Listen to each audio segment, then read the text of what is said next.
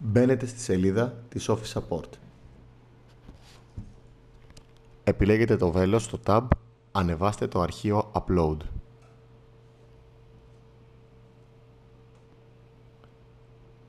Μόλις ανοίξει η σελίδα, πληκτρολογήστε το email σας.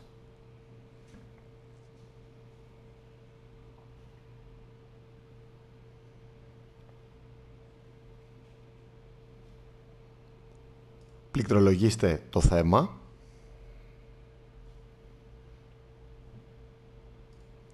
Γράψτε το μήνυμά σας με τυχόν πληροφορίες που θέλετε να γνωρίζουμε.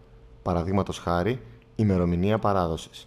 Μην ξεχάσετε να μας γράψετε το ονοματεπώνυμό σας καθώς και τηλέφωνο επικοινωνίας.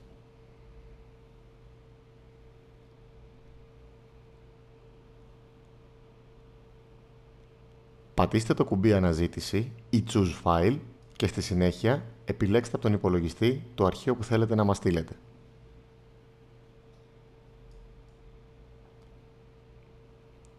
Στη συνέχεια, πατήστε το κουμπί «Άνοιγμα» ή «Open». Πατήστε το κουμπί «Send it» και η αποστολή θα ξεκινήσει.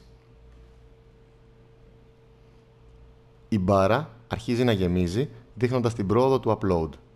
Αυτή η διαδικασία μπορεί να διαρκέσει αρκετά, εξαρτάται από το μέγεθος του αρχείου και την ταχύτητα της σύνδεσης που διαθέτετε.